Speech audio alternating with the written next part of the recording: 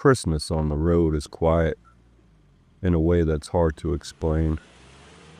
Not peaceful, just empty.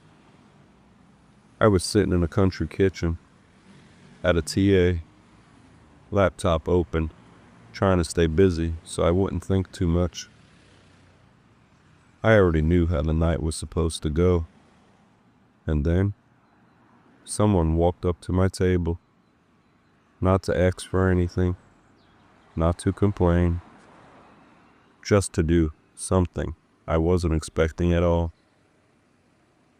And this is exactly why this channel exists. So it was Christmas. And if you've never spent Christmas over the road, let me explain the best way I can. You watch other people's lives through a windshield. Families in cars, with presents stuffed in the back. Kids bouncing around. People pulling into houses where somebody's waiting on them. And you're out here doing what you do.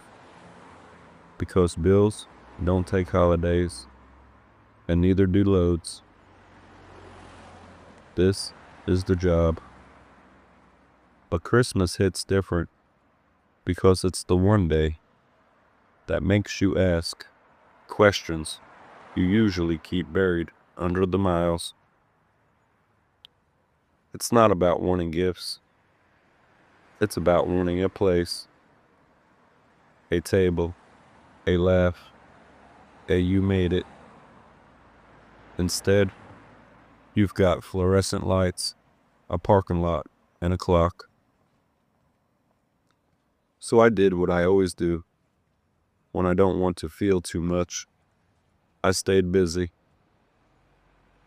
I brought my laptop into the country kitchen at a TA and started working, planning episodes, writing ideas, trying to stay focused, trying to make something out of the loneliness, you know? Because if you don't turn it into something, it turns into you. The country kitchen was doing its best. Christmas decorations, the smell of coffee, that diner warmth that almost is comforting. Until you remember why you're there.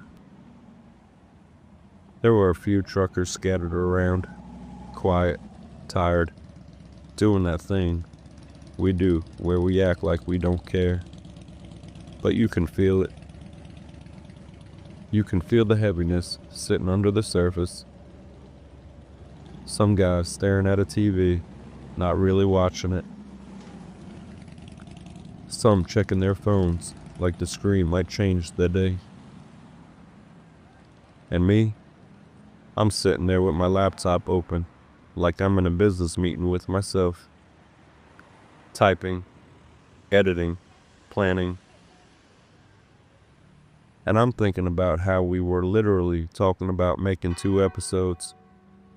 A sad trucker Christmas, and then the little girl with the hot chocolate. And I'm thinking, yeah, those will be good. Like it's just content. Like life won't reach up and remind me it's not just content.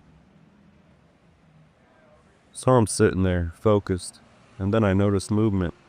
A little girl. And I'm not going to put her on blast or get weird with details. Just picture what you'd expect. Small, bright eyes, that kid energy that doesn't know the world can be heavy.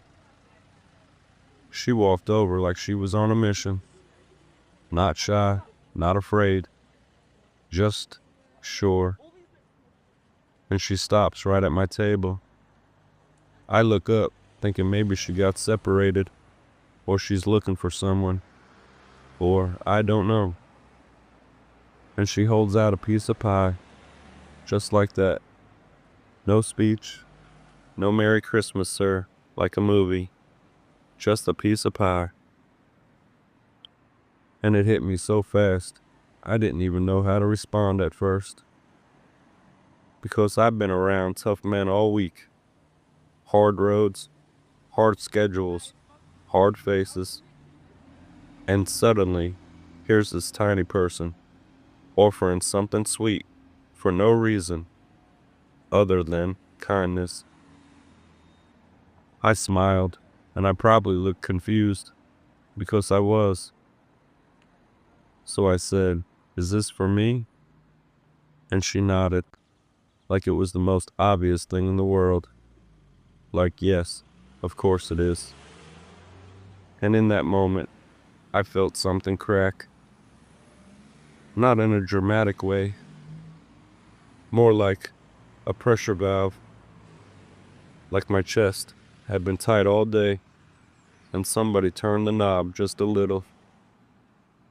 I said thank you. I really meant it.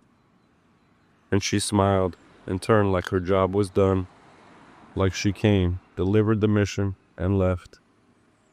And I just sat there staring at this pie like it was the craziest thing that happened all year. Because, in a way, it almost was. Not because it was pie, because it was proof. Proof that you can feel invisible all day. And then one small moment reminds you you're still here. You're still human. But the truth is, that's what Christmas is supposed to be. Not perfect dinners and matching pajamas.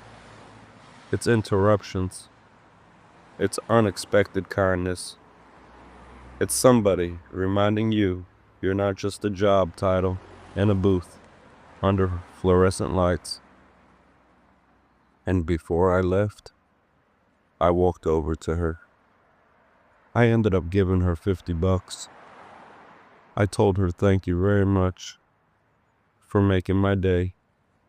I said you get yourself something special. I didn't do it to be some hero. I did it because, man, she got me. She made my day without even trying. Because if we're being honest, sometimes adults forget kindness is powerful until a kid reminds them. And I walked out of that booth different than I walked in. The Christmas didn't change. The miles didn't change. But something in me did. And that's why this channel exists. Even on nights when you feel invisible. Even when you're just another guy killing time in a booth. You're still seen.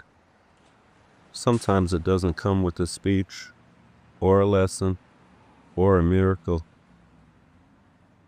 Sometimes it just shows up quietly, hands you something small, and leaves you different than it found you. That's what happened to me Christmas night. And that's why I keep telling these stories. Because every once in a while, the road gives something back.